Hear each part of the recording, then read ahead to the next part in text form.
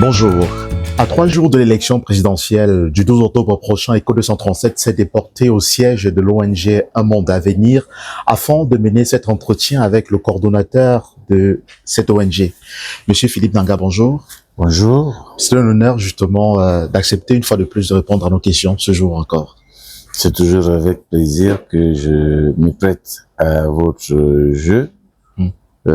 Ça permet aussi de partager le regard de la société civile sur les sujets qui préoccupent la quotidienneté des citoyens camerounais. En tant que leader, justement, l'un des leaders de la société civile, quel est le regard que vous portez sur l'élection présidentielle que le Cameroun s'apprête à vivre le 12 octobre prochain, dans 3 jours?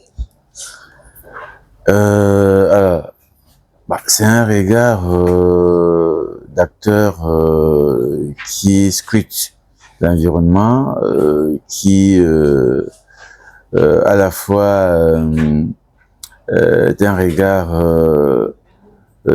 teinté de doute, de crainte, d'appréhension, parce que l'environnement électoral camerounais malheureusement est jonché de beaucoup d'incertitudes. Incertitudes sur le plan législatif, on a beaucoup d'ouverture à des incertitudes. Des incertitudes sur le plan opérationnel parce que notre environnement juridique et même institutionnel électoral laisse beaucoup de confusion. Des incertitudes aussi qui sont renforcées par l'attitude des gouvernants. Vous savez que nous avons un ministre quand même de l'administration territoriale qui depuis le début, n'est-ce pas, de cette année particulièrement, n'a pas cessé de multiplier des sorties de menaces à l'endroit des acteurs politiques et des acteurs associatifs, des citoyens tout court, puisque il y a une sorte alors l'observation que je fais, c'est qu'il y a quand même un engouement énorme à voir les choses changer. Quand vous côtoyez des gens, quand même, vous sentez que ici, les gens veulent qu'il y ait un changement, comme on dit. Oui, c'est vrai, tous les candidats justement engagés à cette compétition sont au courant de l'attitude justement des institutions en charge de ces élections-là. Et aujourd'hui, depuis le début de la campagne électorale, il y a un des candidats justement engagés à cette compétition qui se démarque particulièrement des autres anciens ministres nouvellement sortis justement du gouvernement. Il a cette capacité-là à mobiliser la foule lors de ses meetings. Qu'est-ce qui peut expliquer, qu'est-ce qui peut justifier ça? Je parle de Issa Chioma Bakary. Je crois que la popularité actuelle du ministre, l'ancien ministre Issa Chioma, j'explique ça à travers, de mon point de vue, 3 éléments. Le premier élément, c'est cette grosse envie du public de voir les choses changer. Les gens veulent que les choses changent. Moi, j'étais dans le Grand Nord, vraiment, tout le monde dit, on veut le changement. Ça, c'est la première chose. La deuxième chose, c'est que il a su capter le public en choisissant une approche qui est aujourd'hui soutenue par beaucoup d'acteurs. L'approche de la transition. Vous savez que depuis plusieurs années, y compris la société civile et certains acteurs politiques, beaucoup d'acteurs pensent que la situation actuelle du Cameroun commande à ce qu'on ait une période de transition où on va faire de la refondation, n'est-ce pas, des institutions, mieux organiser les institutions et pouvoir organiser des vraies élections. Et lui, il est rentré dans ce jeu, on va dire comme ça.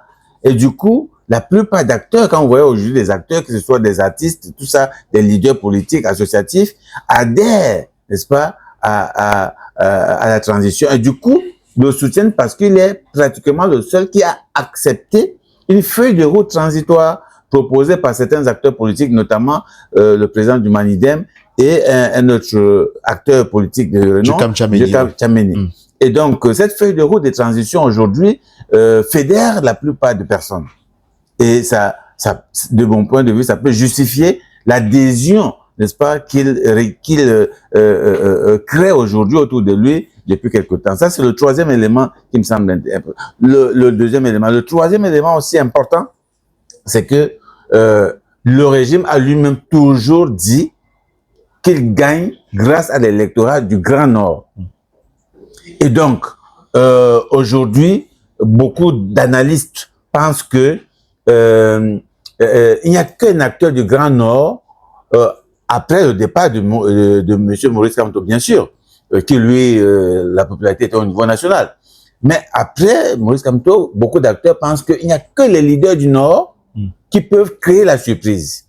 Parce que, étant donné que là-bas, il y a quand même un mouvement aujourd'hui de revendication d'une nouvelle façon de gouverner, eh bien, un acteur du Nord peut, n'est-ce pas, parce que il va prendre là-bas les adhésions du régime, n'est-ce pas, qui s'est revendiqué depuis plusieurs années, ajouter aux autres adhésions d'autres communautés, d'autres régions, ben, il y a de fortes chances que ce soit un acteur du Nord qui puisse créer la surprise. Et du coup, il apparaît comme l'acteur du Nord qui a un peu plus de chances que les autres. Ça, c'est les analyses qui sont faites par le public. Et je pense que c'est le troisième grand élément qui draine des foules aujourd'hui derrière lui. Parce que, contrairement à son compatriote de la région, eh ben, lui, il est ouvertement positionné pour la rupture. Il le dit et il a un programme qui est clair.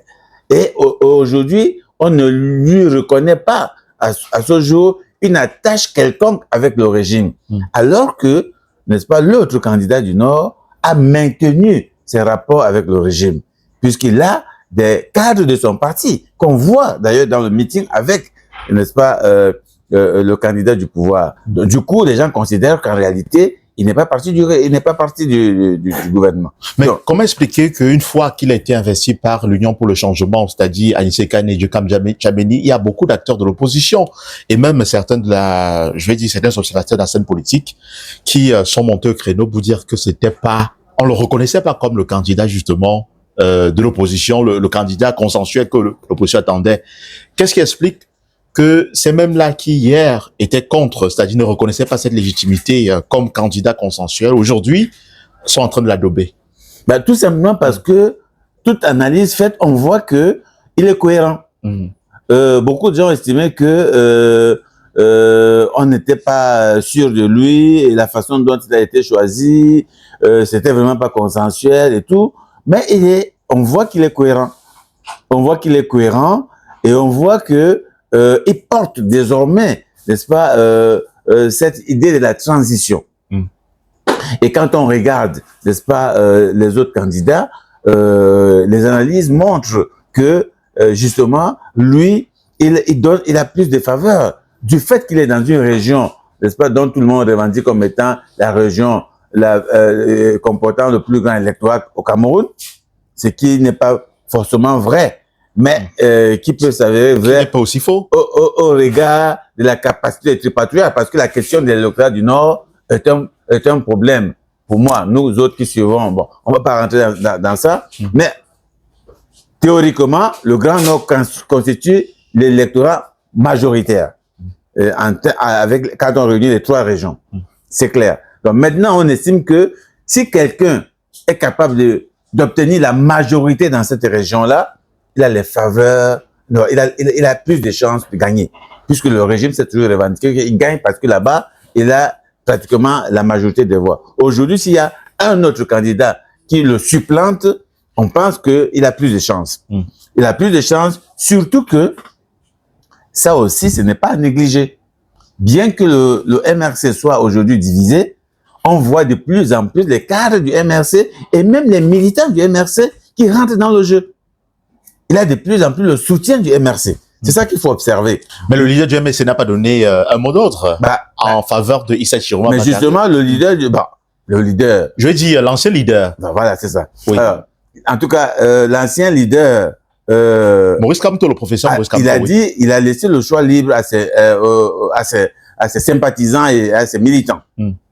Et le président actuel, par intérim du MRC, a félicité ces cadres qui sont actuellement en campagne avec Issa Chiroma. Et ce n'est pas une forme de mot d'ordre. Mais c'est une forme de mot d'ordre, justement. Oui. Je pense que il aurait pu... D'abord, il avait sorti une première note où il disait qu'il veut pas voir les gens, n'est-ce pas, marquer MRC se mettre en campagne. Aujourd'hui, il a fait un revirement en soutenant, n'est-ce pas, ces cadres qui sont affichés dans la campagne de M. Issa Chiroma. Je pense que... Donc, vous voulez dire que cette popularité d'Issa Chiroma Bakary est renforcée par le soutien du MRC, c'est ça? Mais elle bouscule, n'est-ce pas, les esprits. Parce que même ceux qui doutaient, ceux qui hésitaient, on voit chaque jour, n'est-ce pas, des leaders qui adhèrent chaque jour. Ils créent de l'adhésion. Je dis, ils créent de l'adhésion parce que il a un message derrière.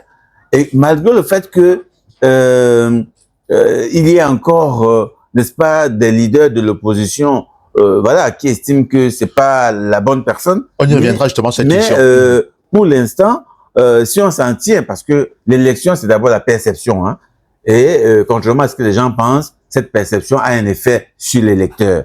Donc, les gens qui voient quand même que Monsieur Philippe Nanga, il y a des milliers de personnes qui le suivent, petit à petit, ça suscite l'envie de suivre les autres. Est-ce qu'on peut dire donc, au regard de ce que vous venez d'affirmer, que Issa Chiroma Bakary a le peuple derrière lui? Je peux pas affirmer que Issa avec le peuple Bakary, qui soit le changement. a le peuple devant lui, mais l'observation que je fais, la perception que j'ai, quand j'écoute, n'est-ce pas, les gens que je rencontre, soit les gens sont pour l'abstention, soit ils sont, en tout cas, ceux qu'on considère comme le peuple du changement. Pour la plupart, ils disent ils sont pour Issa Chiroma.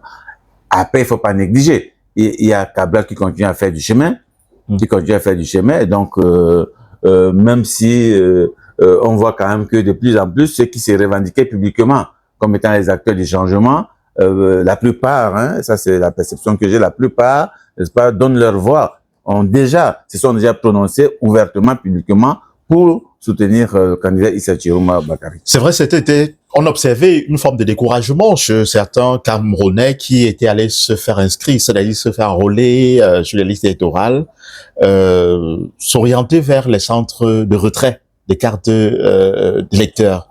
Depuis le début de la semaine, il y a du beau monde dans les points et les cams.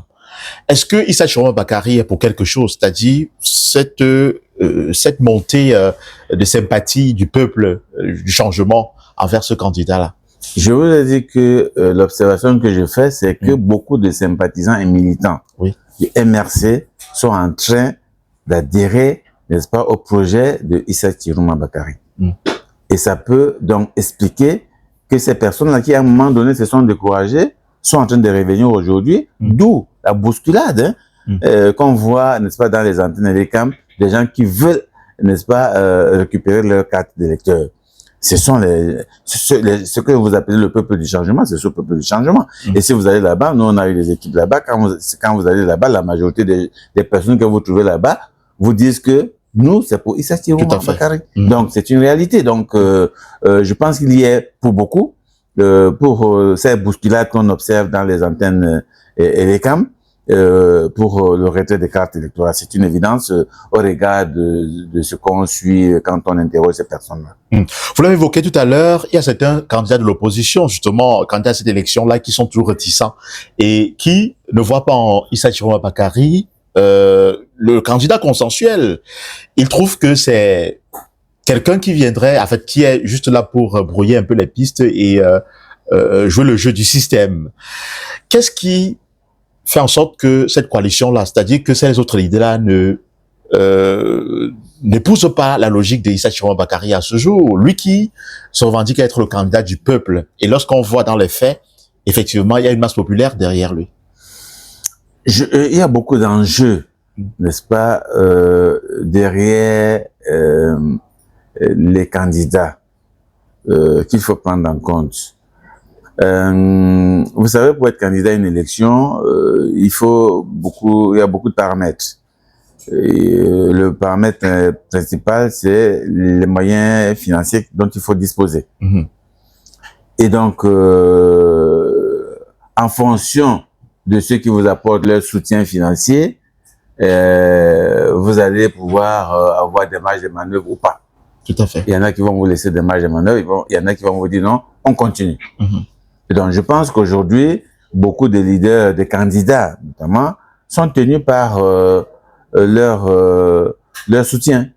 D'ailleurs, quand j'ai discuté avec quelques candidats, leaders politiques, qui vous disent que leurs militants ne sont pas d'accord, qu'ils capitulent, qu'ils laissent tomber. Donc, en fait, il y a aussi que c'est pas toujours très évident pour un parti politique qui s'engage et qui, à un moment donné, désiste. Mais de mon point de vue, je pense qu'il y a surtout l'élément soutien qui pourrait justifier le fait que certains ont du mal à désister, puisque le candidat Issa Chiroma propose une transition. Qui prend en compte tous les autres acteurs. Une transition qui, normalement, intégrerait tout le monde. Tout à fait. Renvoie à un gouvernement de transition. Donc, un gouvernement d'union. Et donc, normalement, tout le monde devrait pouvoir, enfin, tout le monde, les autres devraient pouvoir se retrouver dedans. Et je crois que si les gens hésitent, pour moi, la première raison, c'est d'abord les soutiens financiers. La deuxième raison, c'est que les gens se disent toujours, c'est pas certain. Il vaut mieux faire un chiffre et peut-être, qui sait, si c'est le candidat sortant qui rempile, peut-être qu'il peut récompenser ceux qui auront servi à diviser. Et donc là, c'est jouer le jeu du système. Bien entendu, jouer le jeu du système, oui et non. Jouer son jeu. Je dirais plutôt jouer son jeu. Quelqu'un qui veut, comme on dit, hein, améliorer son score. C'est pas qu'il joue le jeu il joue son jeu, mais un jeu qui favorise le système. Tout à fait. Tout simplement. Mais c'est pas qu'il le fait de manière avisée qu'il soutient le régime. Non. C'est que dans son esprit, il estime qu'il faut se donner de l'étoffe. Et qu'il va pas se donner l'étoffe en se greffant à un autre candidat. Il va se donner l'étoffe en améliorant le score qu'il a eu, qu'il va avoir par rapport à la dernière élection. Et en procédant ainsi, quel est donc l'intérêt du peuple, je vais dire, de ces militants-là qui vont voter pour un tel candidat, s'ils sont justement également attirés à le prix des changements, comme beaucoup d'autres Camerounais? Le tout se joue dans la communication. Maintenant, on voit quand même le niveau d'adhésion des uns et des autres qu'il crée. Et donc, on est capable d'évaluer et donc de dire d'où se trouvent les chances. Mais sauf que des candidats qui sont à la fois à la tête de partis politiques ont quand même leurs militants. Même si il y a des militants, quand vous discutez avec certains militants, ils vous avouent que ils auraient voulu que leurs candidats adhèrent à l'idée de la transition. Tout à fait. Ça, moi, je connais beaucoup de militants de certains partis qui me le disent, que vraiment, bon, on sait pas, on y va, mais nous-mêmes, nous savons que notre candidat ne va pas gagner cette affaire-là. Mais bon, voilà, ils sont militants du parti, ils sont obligés d'y aller, de suivre leur leader, même si ils sont conscients que ça risque pas d'apporter grand-chose. Mais je pense que il y a certainement moi, deux choses. L'idée d'abord des soutiens financiers. Première chose, si les gens vous donnent des moyens, pour vous déployer, eh bien, vous allez faire ce qu'ils vous disent de faire. Hein. Sinon, voilà, ils vous lâchent. Mais on a vu deux leaders s'allier à Bello Bouba Maïgari. Je pense justement à Keremouna et à Teki Kakson. Je pense que ce sont des leaders vous constatez que c'est des leaders indépendants. Tout à fait. Ben voilà. Donc, c'est des gens qui, de mon point de vue, ne bénéficient pas forcément d'un soutien financier de qui que ce soit. Ce sont des personnalités indépendantes qui ont décidé de se lancer et qui se contrôlent. Et donc, ils sont en capacité de dire, j'arrête. Tout à fait. Bon, maintenant, quand vous avez des gens qui sont à la tête d'appareils politiques, des appareils politiques qui ont des influences à l'interne, c'est pas si simple. C'est pas si simple. Il y a la machine, n'est-ce pas, qui vous porte. Et quand vous êtes porté par une machine, eh ben, il y a le dispositif de la machine qui vous contrôle aussi. Et donc, si vous n'avez pas la carrure, c'est pour ça que je crois, hein, j'aime mon analyse personnelle, j'ai toujours pensé que M. Maurice Kamto avait une carrure assez forte pour ne pas, d'ailleurs, la preuve, on voit qu'il est capable d'avoir une position. Il est capable de ne pas se laisser entraîner par l'appareil. Alors que pour la plupart des candidats, on voit bien qu'ils se laissent entraîner par l'appareil. Mais est-ce qu'on peut avoir une chance, je vais dire l'opposition, qui souhaite qu'il y ait changement, ceux qui sont attirés par ce désir-là, qui est alternance à la tête de l'État, est-ce qu'on peut s'attendre à ce que, d'ici la veille justement de ce scrutin, d'ici la veille du 12 octobre, qu'il y ait peut-être une coalition, c'est-à-dire que les autres puissent se rallier au candidat qui a plus de chance, c'est-à-dire Issa Chiroma Bakary? Rendu à 4 jours du scrutin, j'ai des doutes. On pourrait avoir une personne peut-être supplémentaire ou deux, mais j'ai des doutes qu'il y en ait plus.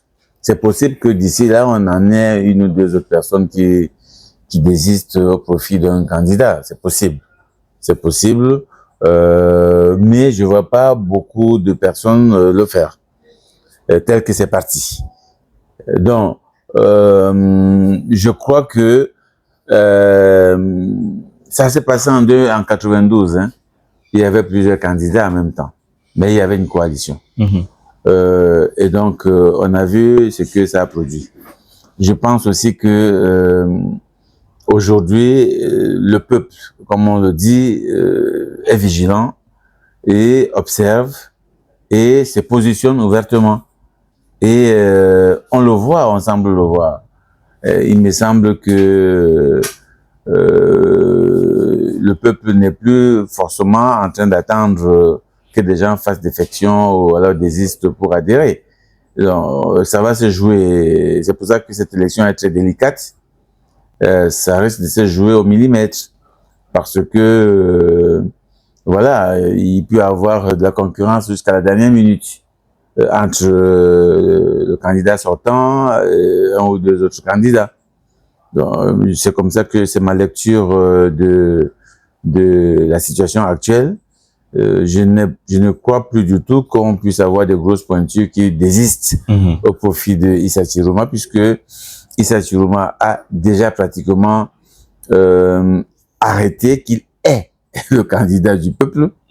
Je ne le vois pas, lui non plus, en train de désister au profit d'un autre candidat. Et ces positions tranchées ne me semblent pas favoriser qu'il y ait d'autres adhésions. Et là, ça va pas aussi jouer en défaveur justement de l'opposition.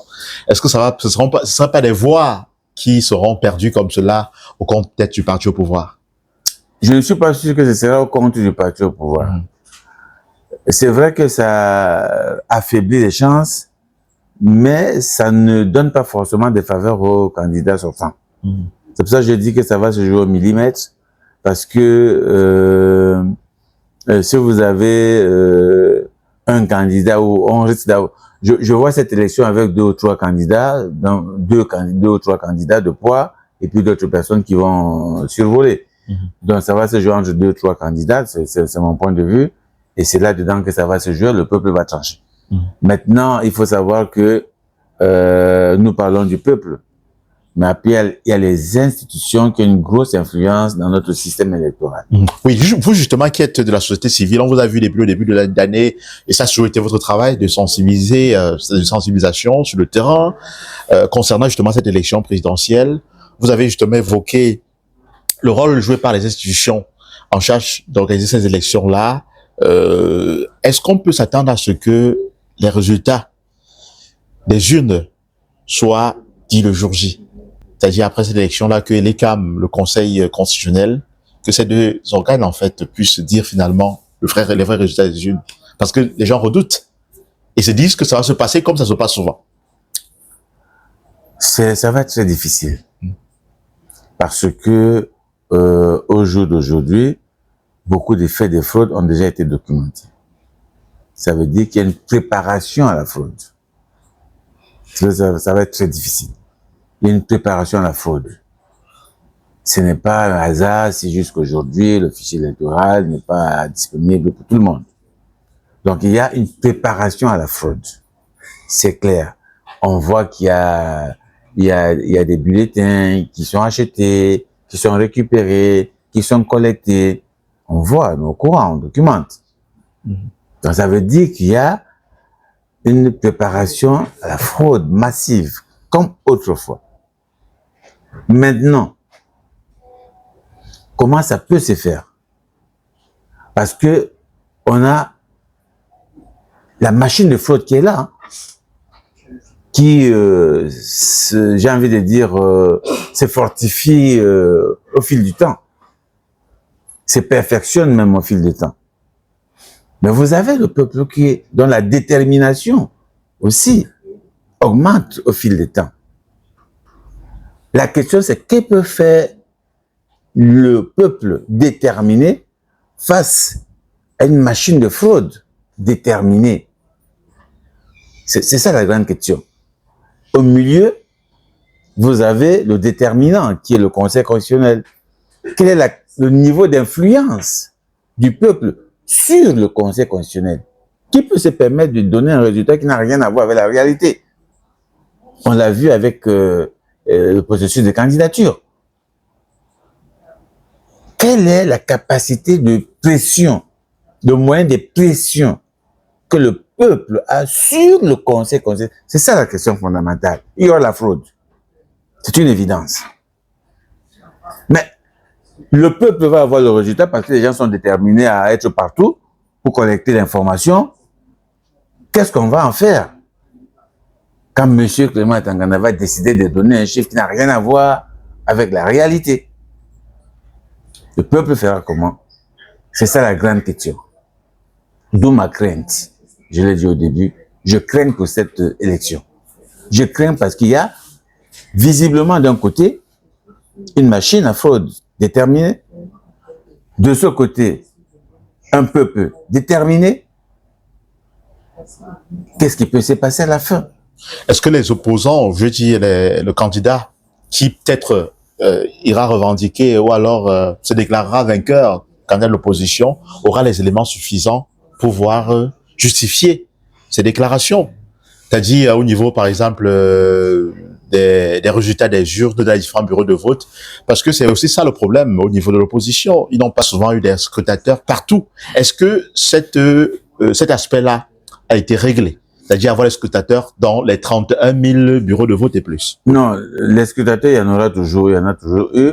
Les représentants des partis politiques, je doute qu'il y en ait dans les 31 bureaux de vote, 31 000 bureaux de vote à peu près qu'on a cette année, je doute.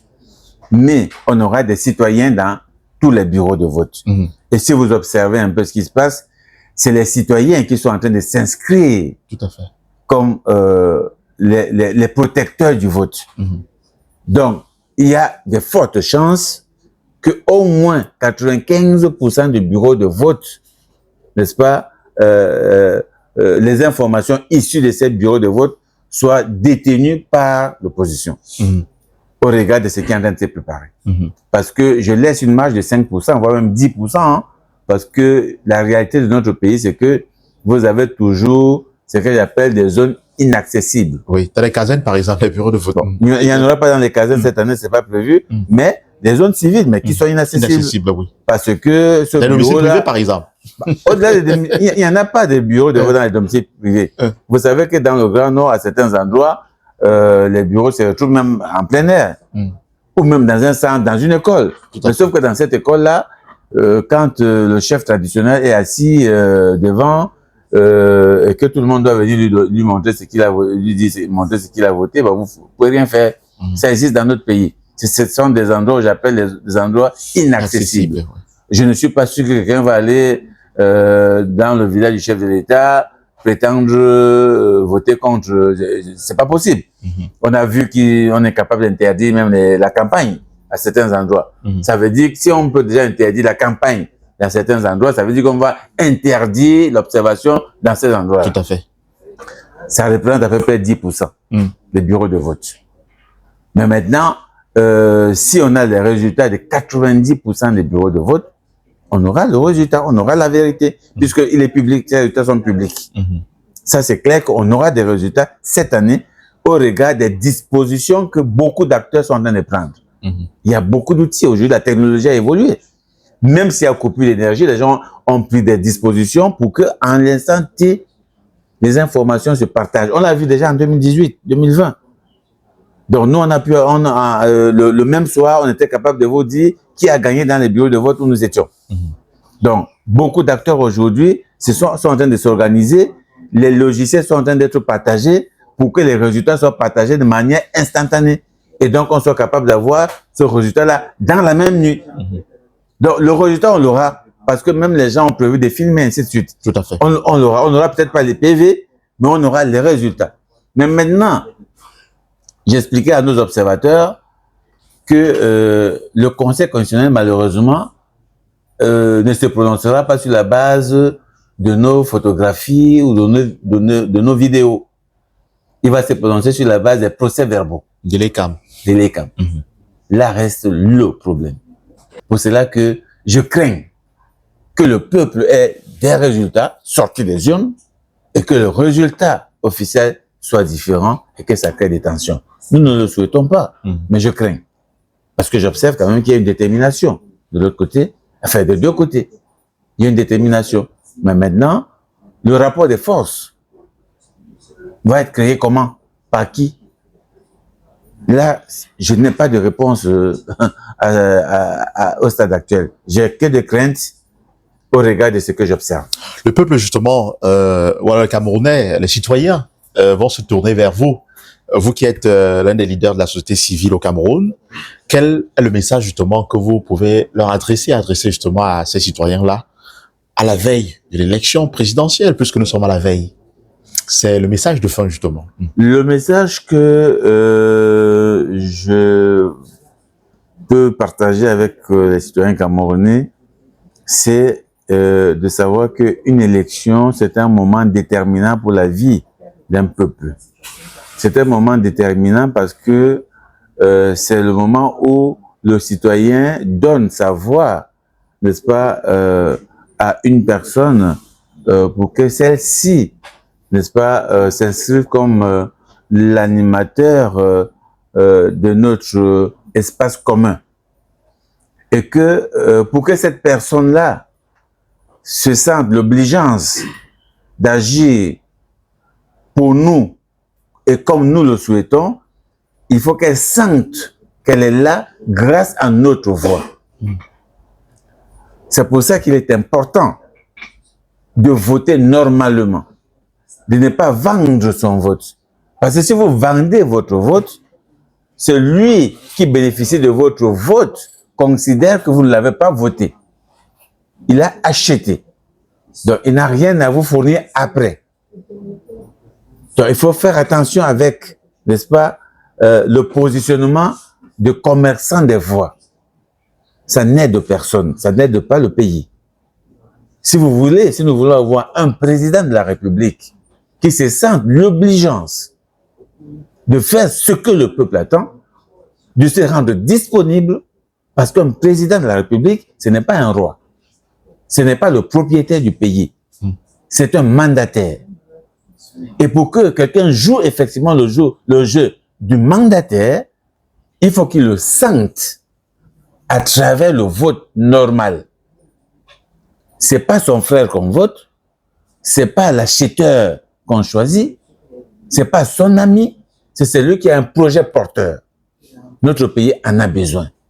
Aujourd'hui, il est évident que nous avons un chef d'État qui a fait ce qu'il a pu faire. On voit son état, on voit la condition dans laquelle il travaille.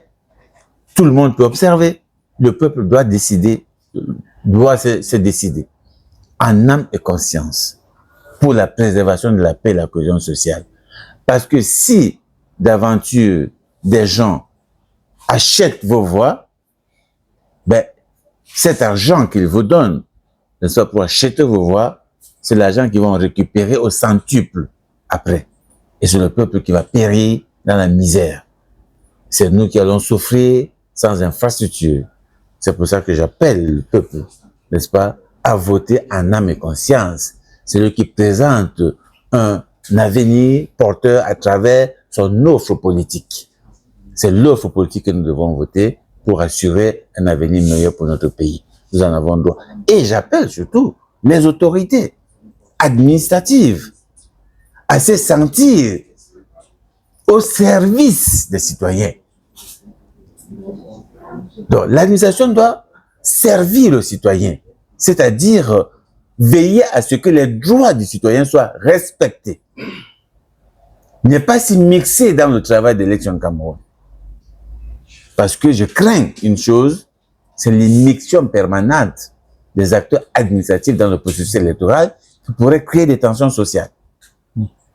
Et donc j'appelle les citoyens à ne pas se laisser instrumentaliser, brimer, manœuvrer, manipuler par les administrations publiques qui sont au service du peuple. Ça, c'est le message que je pense qu'il faut partager pour que le peuple reste fort et déterminant pour la suite.